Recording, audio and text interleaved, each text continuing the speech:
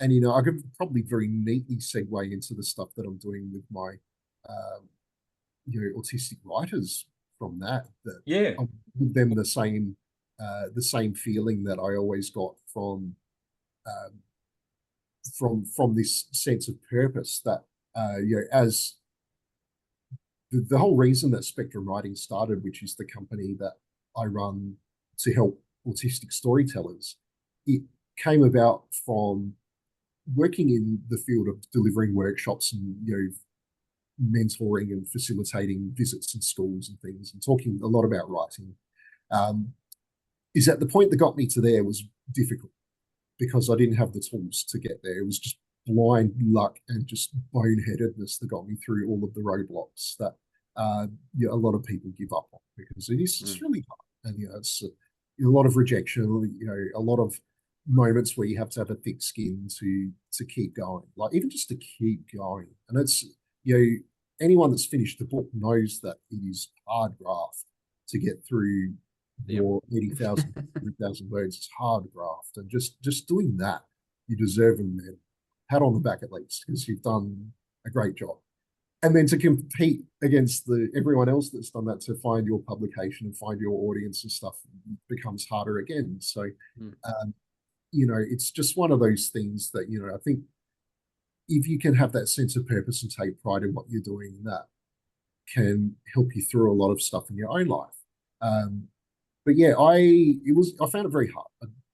I went along to standard writing groups and didn't belong, didn't fit in, didn't have good advice, or the things that I sort of put forward were just a bit too wacky, and didn't really get that love that I was hoping for, and the support. And so some of the stuff was useful, but a lot of it I was just like, well, these people have just like made me feel like this small, so why would I come here and put myself through this every week? So I just sort of tried to do it myself from that point largely. But I wanted to give a proper writers group to people like myself, a proper opportunity and a pathway to get published. And this is a big misconception about people on the spectrum, is that we don't really have imaginations. And I think that's evident that we absolutely do. I think we've got the most imagination of out of a large Venn diagram of the population, very, very active imaginations. Brilliant world builders, terrible follow through is the thing I've observed. That we are really good at, coming up with all the stuff, that it's like actually, organizing your executive abilities to get it done becomes tricky. Which is why deadlines are very helpful, because you've got no excuse or no choice. You've just got to do it. Can I ask, sorry, what was the catalyst? What was the catalyst that sort of triggered you to focus on building this this entity now known as Spectrum Writing? Yeah, it was an interesting moment, because I was working with, and I had been working a lot for places like Writers SA, the Essay Writers Centre, which is now Writers SA, sister organisation to Queensland Writers. And they do great work, all these places. Like, they really do their best to help the general population of writers. And I was doing mentorships and also running their teen writers group. And I noticed that out of the people in the teen writers group, the ones that seemed to get the most out of my method were the other people that were very obviously autistic or ADHD or neurodivergent in some way. And I was like, that's interesting, that they're the ones I'm reaching the best, and they're the ones. And could you spot them a mile off? Oh yeah, you get a radar. I've got a friend, and his son's Aspie, and his superpower, as he says, is that he can spot an Aspie from, you walk in a room and go, there you go, there's one, and he'll just beeline over to them and start talking to them, because he knows they'll get him. It's you get a radar for it pretty quickly, and it's my son is on the spectrum as well, and you figure that out pretty quickly. But the main catalyst, Jack, was that I got into a mentorship with a young lad, and he sat down and told me his idea for this book. And we knew that he was autistic from the get-go. The Writers Centre sort of said, this is the person that we want to line you up with, because you're a fantasy storyteller and he wants to do a fantasy. And they mentioned he was autistic, and I said, well, I am too, so this should be good. And I've never hit it off over dinner with anyone as good as I did with this kid. And he talked me through his book, which he's still working on, and he's been working on it for a number of years, and that's fine because it will take as long as it takes. And he had such an inspiring idea, and he was like, I just want to like have a purpose and I want to do something. And you know, this is the thing that I've always wanted to do. And I've said, well, you know, this is you're of course you're a writer now, and you've absolutely got to follow this through. And I said, and if you do this, it's going to be incredible. It's basically, I don't want to give too much away in case this does become a published thing, and then I'll shout it from the heavens for this guy. But it is such a good idea. And I just left that room buzzing, and I got home to my wife and I said, I know what I need to do now. And within 6 months, I'd quit my job and was only working with people on the spectrum, doing creative workshops, and also combining Dungeons and Dragons games into that, because that's creative storytelling by stealth. So it's teaching people to collaborate and all the rest of it. And it went from those two groups and a handful of mentoring, of mentorships that I was doing with other people. So we put the call out, and we were just swamped by people that needed this, and no one was doing it. So it was sort of the one thing in the world that I was naturally suited to do. Right place, right time. The NDIS scheme ensured that a lot of people could do this and pay myself and then eventually my staff a living wage. And from the beginning of that, we've now got 26 groups across metropolitan Adelaide and online, and some people even overseas we've been mentoring. And it looks like you've really built a terrific team of professionals as well. Oh, they're wonderful. They're the best people, and they're doing it for the right reason. Like they're so caring and passionate about everything that, all of the people that come along to our sessions, it's like just a big, beautiful family of people that, they're just about beating the door in to get inside, and then we can never get them out. This is where the people that, they've got their purpose, they've got their friends, they can talk someone else's ear off about their story idea and know that the person's going to get it. And more importantly, they're going to come back with something helpful. And, we have these facilitated workshops that instead of just giving you like death by PowerPoint, it's actually like bite-sized useful stuff, because of course, squirrel. So, we're going to run off for the shiny things. So it's, how do we keep, we've got to keep people just like pumping that stuff out and keep them going.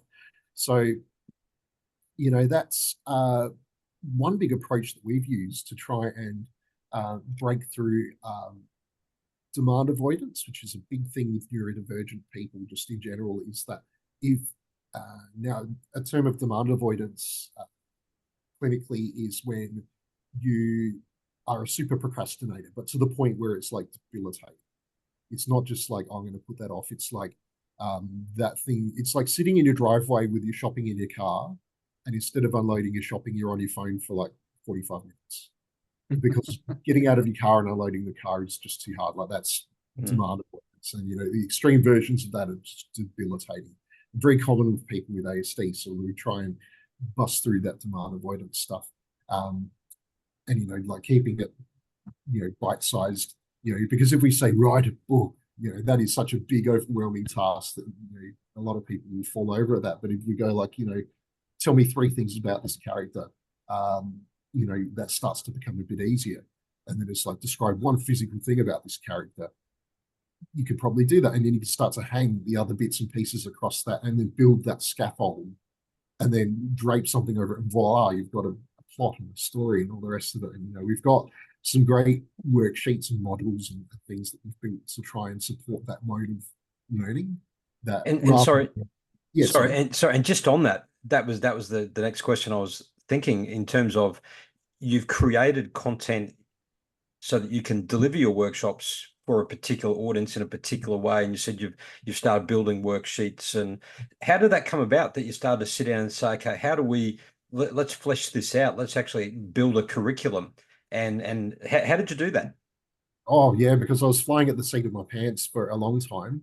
When I was running the teen writers group, I had just to keep the kids interested, I kept coming up with new ideas each week. You know, there's character, there's plot, there's all of, you know, conflict, all of the standard kind of storytelling stuff. But to do it in a way that would keep people interested and put, like, you know, just fun games and break things up, and just like the wacky sort of gamified nonsense that are put into things to just keep, you know, people interested, because that's the hardest thing. And I've learned that from going into schools, is that you will lose kids really quick. You will lose autistic kids even quicker. So you've got to like engage them very fast, and you know, really speak to them and allow them to belong and be a part of the thing. So like we invite them to be a part of what we're doing. We're not just talking at them. We're saying, you know, you're in this now. A lot of, you know, fun sort of group activities. You know, a lot of card games and things get busted out here. You know, we've got a spinning chook raffle wheel, like a blackboard kind of wheel that's got options on there, and you know, we have like different conflict things that we can throw in to a story idea. So yeah, there's lots of just things to do to keep it interesting. But when and I ended up, you know, I've given away running a lot of the modules myself, that I was sort of more in management now, and you know, putting my hand in to do things every now and then. But you know, I still do workshops and bits and pieces. But at the height of that, I had 3.5 years worth of modules in the tank. And you know, and you know, I've brought in other people to help me with that aspect of it now, and they've provided stuff. So there's like several years worth of modules and content that we've already put together that we can deliver. And you know, we start up new groups every now and then. And how many people will you have in a group? So we keep it small, between 8 and 10. Right. So we don't go any bigger than that, because then it's just too rowdy. Yeah. You know, we want to keep it quality content. So yeah, we've got a lot of stuff in the tank, and yeah, particularly my writing facilitator Emma, who is running a lot of stuff at the moment. She's like a mother hen, and that's what these kids need, is an absolute mother hen, that they feel safe and that they can like bring these ideas and not feel like, because this is the thing, that their whole lives they've been told that they're wrong and different and strange, and you know, that, you know, if they bring something out beautiful and unique from within their skull, you're scared it's going to be like mocked or laughed at, or whatever. And it's like, you got to be so gentle with these precious little babies, and you know, let them, especially the little brain babies. And it's like, yeah, look at my little brain baby. And you've got to be so encouraging and kind and helpful with that, because that, you know, you'd be so easy to stomp on that. And I've been to writing groups where people just stomp on people's ideas and shit, and it shouldn't be done.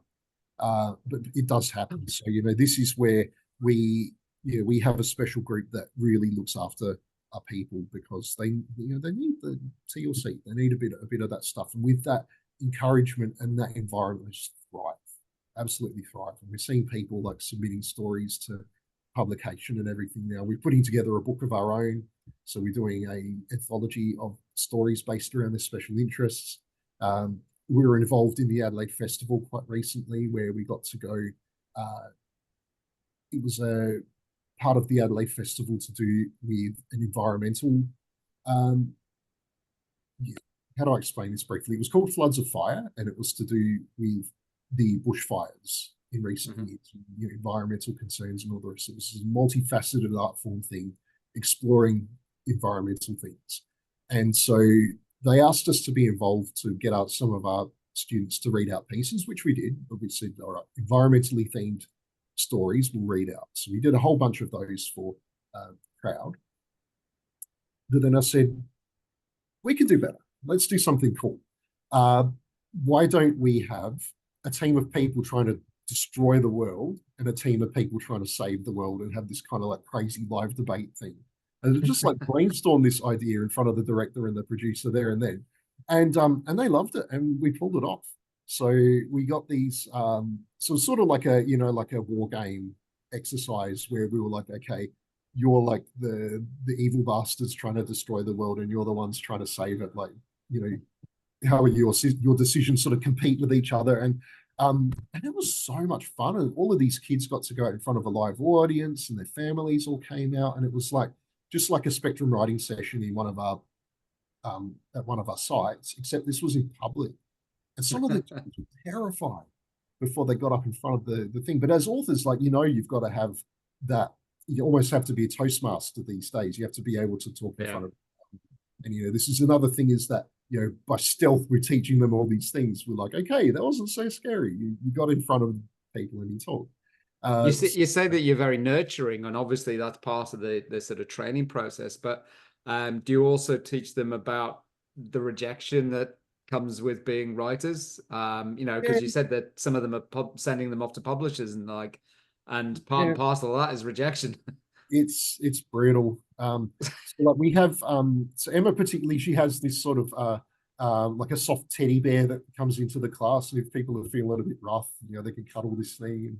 And you know, there's a lot of that, like, just, you know, it's hard, but you know, this is the thing that you're choosing, and you know, it's not about you, it's about the work. And there's a lot of love that goes into that. And so we try to sort of put that across. And that's sort of the next big thing is that we're pushing them to write, for starters, to get past the demand avoidance. We're pushing them to edit and get their things done and polished. And next thing's going to be pushing them to submit things, which is why we're teaching them, you know, how to submit to markets. And we're putting a prize pack together of who's going to submit the most stories to the most places and open it across all our different writing groups, which would be very cool. But also to get, you know, it's an active metric. This is the third thing of the write, edit, submit that any writer is in charge of. Is that's the third leg in the tripod. Like, you get that down, you can have a career.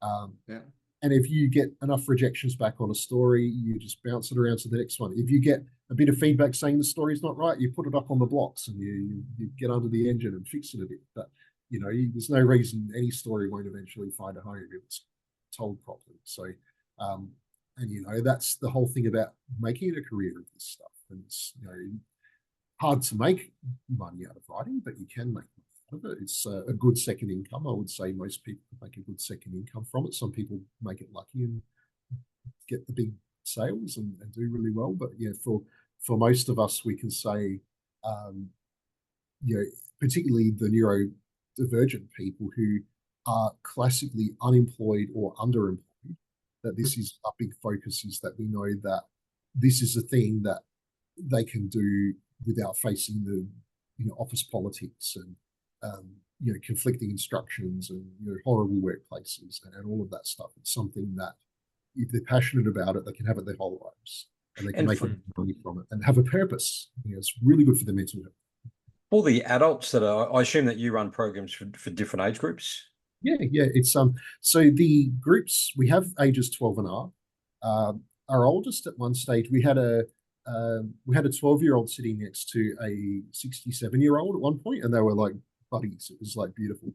But yeah, it's the writing groups, we tend to keep all ages mostly because it's pretty universal stuff. Right, so it's not age specific. You're happy to blend your students. Absolutely. The only place I sort of split them up a bit more is the D&D groups, because like that's not much fun if you're a grown up to be in a group of bratty kids, because yeah, they can get a bit feral. So yeah, when they get excited, so yeah, that's where we break them up. But yeah, mostly we would say it's you know, the rules are consistent no matter what you're doing, no matter what stage you're at. You know, a writer is a writer is a writer. So yeah.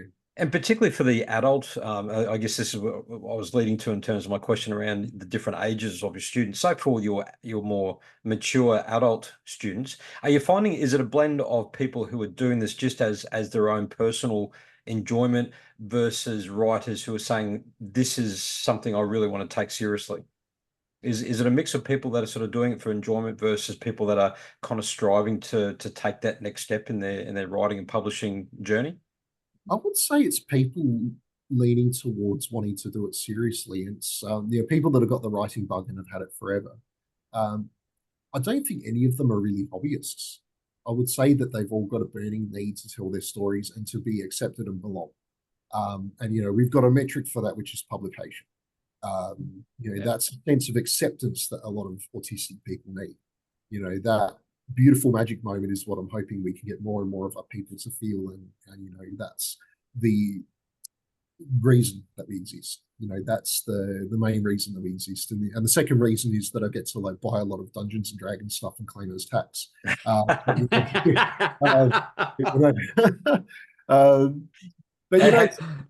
I like that idea.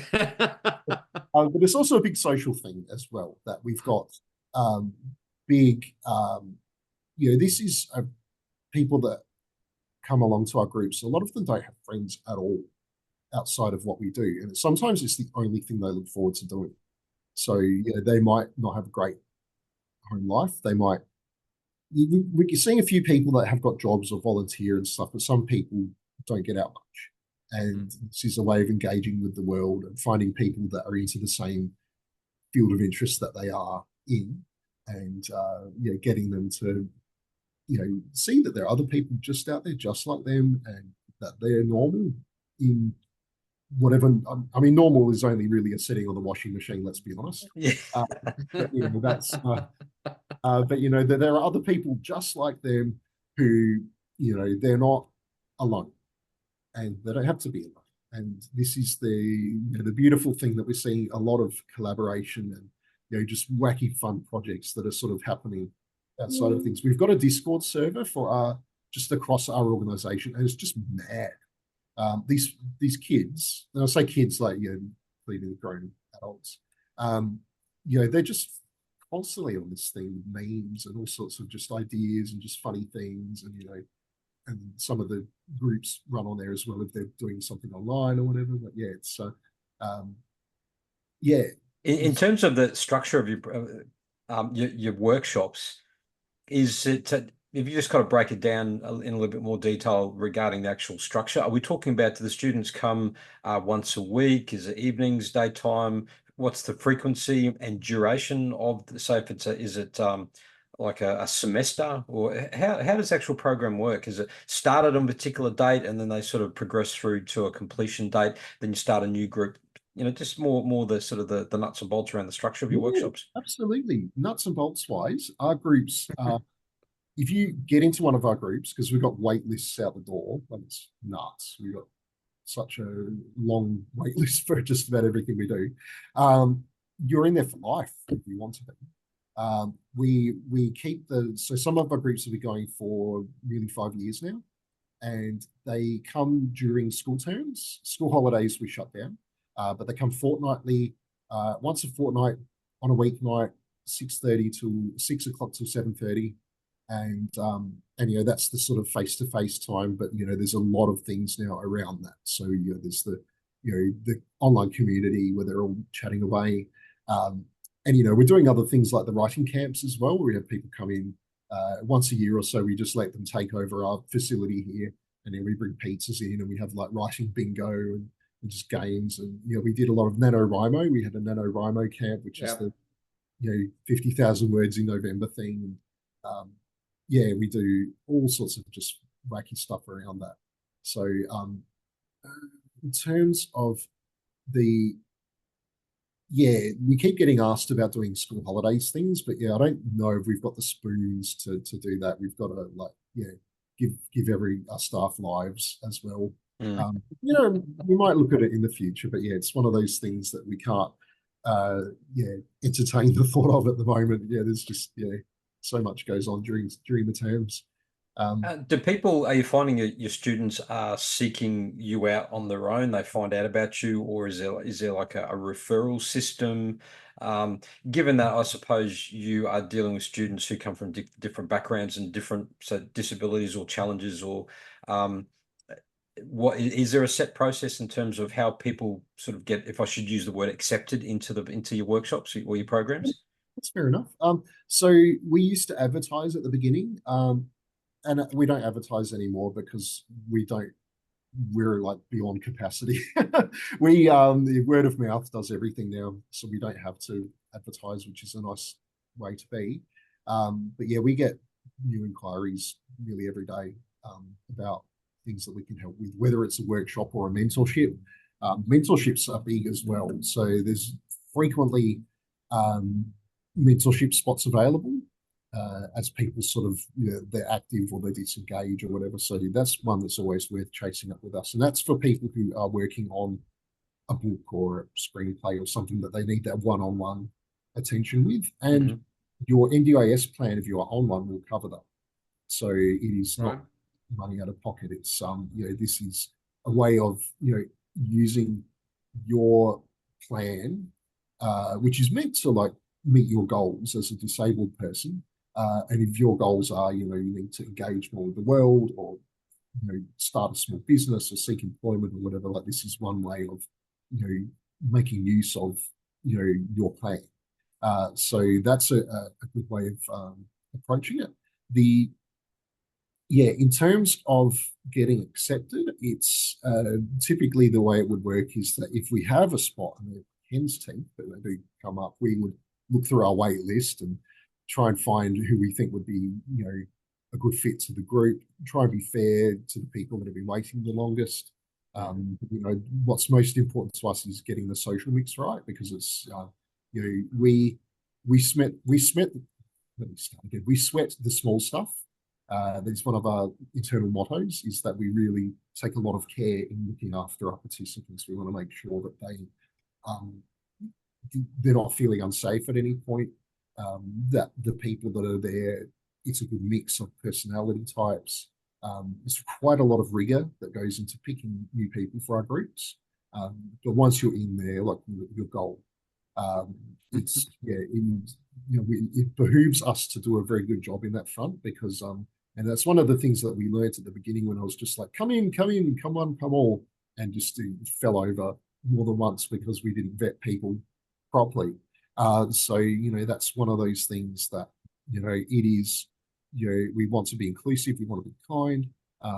The big part of that is looking at, and if you're not going to gel with the people that are in the new group you've just entered, that doesn't do you any favors either. So it's sort of a good way of looking at things. But eventually we add groups as demand grows.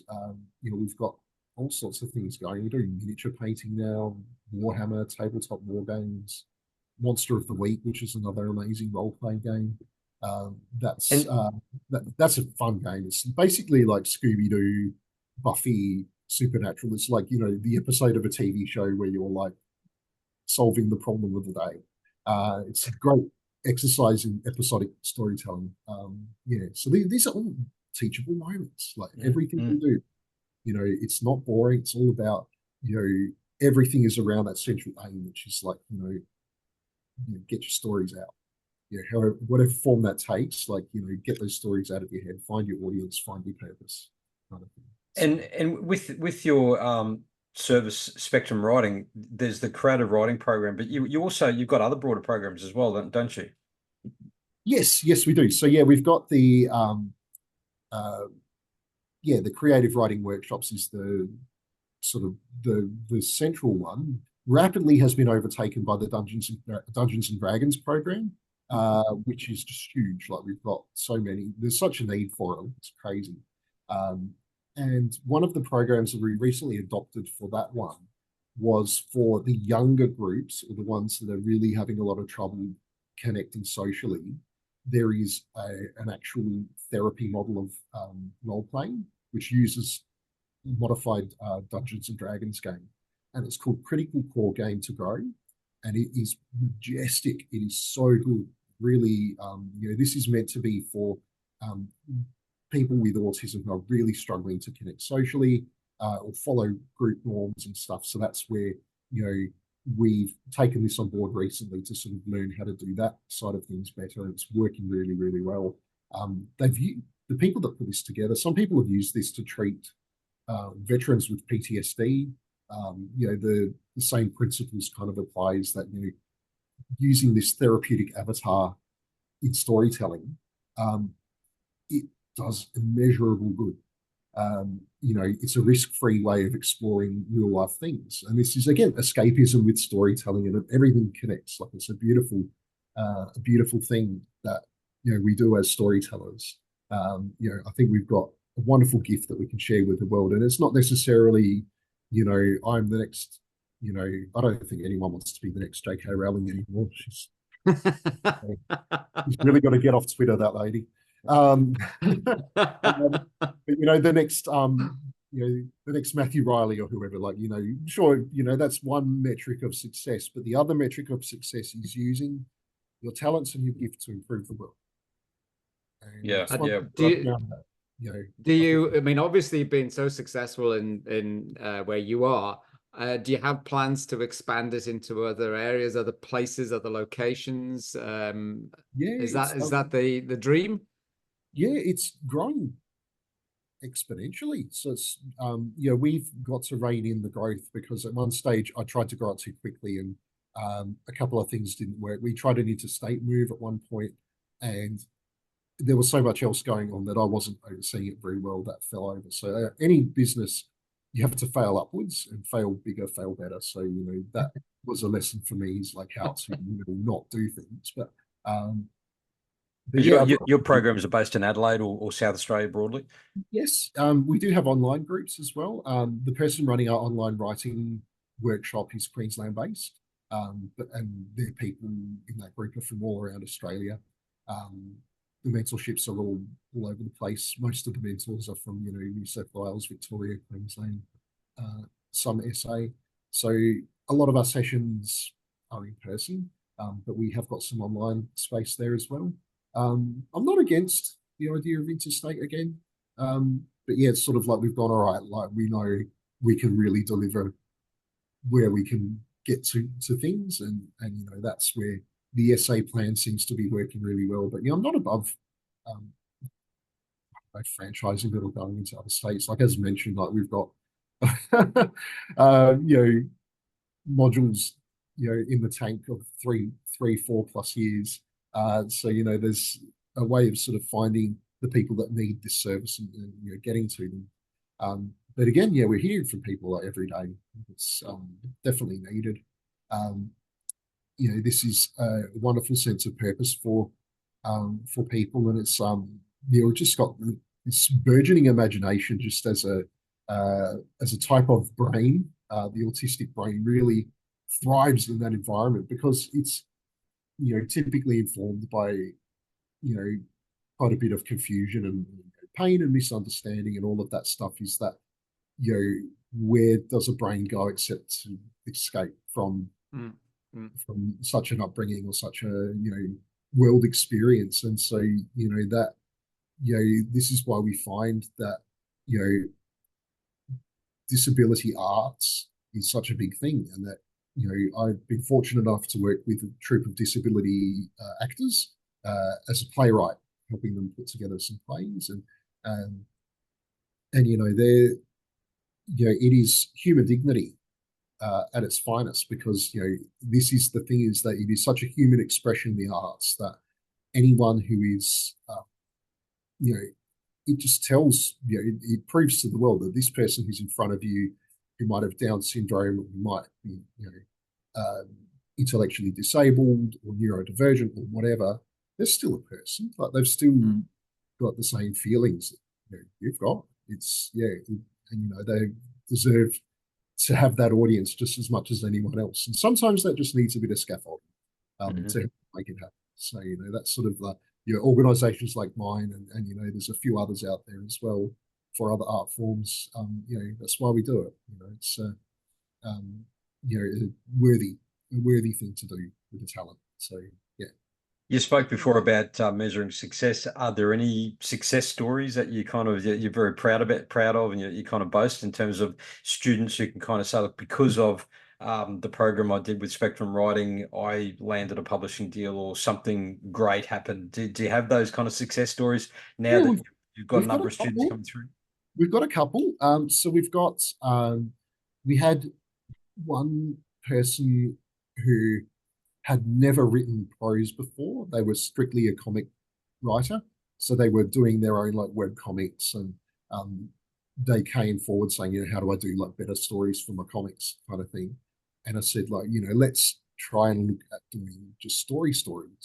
And we're working with them one-on-one, and as part of a mentorship, we got them to put together some short stories, and they ended up getting their short stories published in so on the web, in print, and they were podcasted as well. this one particular magazine said, I'm doing like a special and I want your story for all three. And so this was the first ever go that this young person had at submitting a story out into the world, and it was, to have like immediate success at, rather, a lot of us, it's like, 10 plus projections before you get anywhere. To have that immediate success, I was just like, oh my goodness, like that. I couldn't have been happier. And there's little bits and pieces that had similar stories to that, where someone's come in and said, oh my God, I just got third place in a writing contest, or I was able to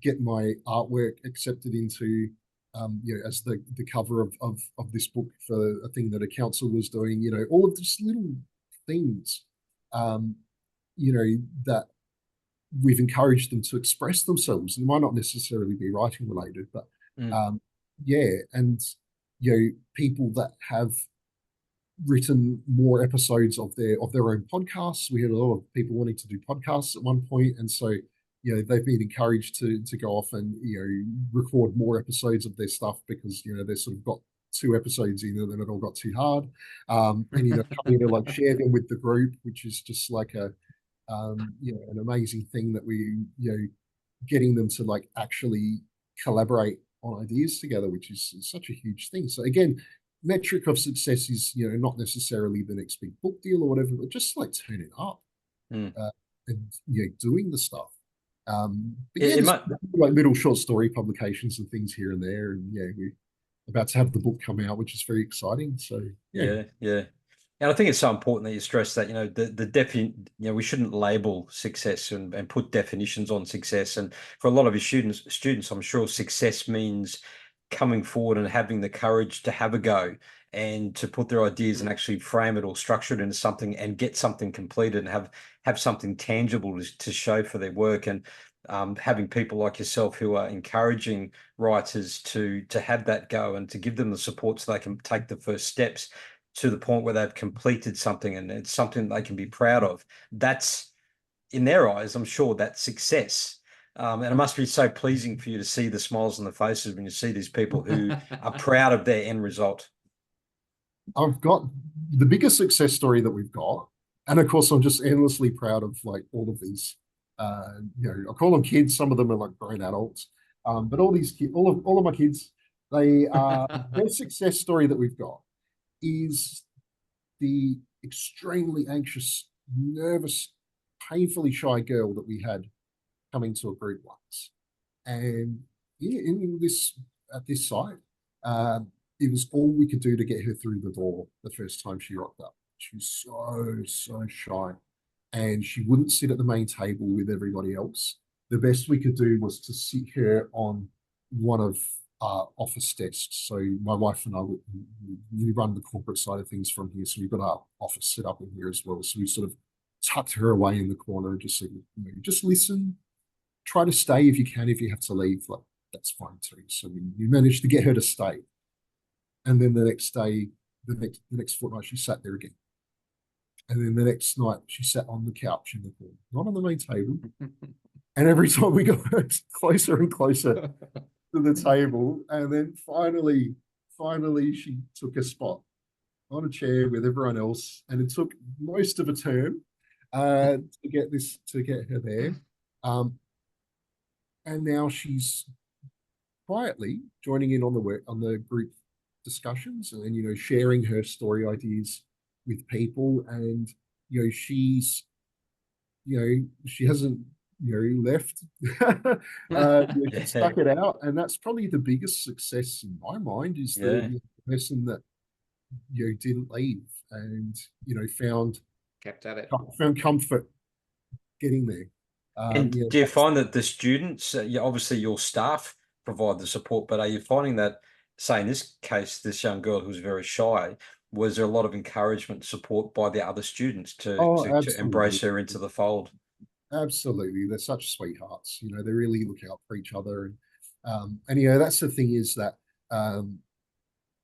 autistic people are just like burdened with empathy to the point where it's debilitating sometimes, to the point that if someone's we can see someone that's sad or, struggling or unhappy, that, most people will just, if we're not blinkers and caught up in whatever we're doing, which happens, drop everything to, help that person not feel terrible, because, we know what it's like to feel terrible, really, really much so.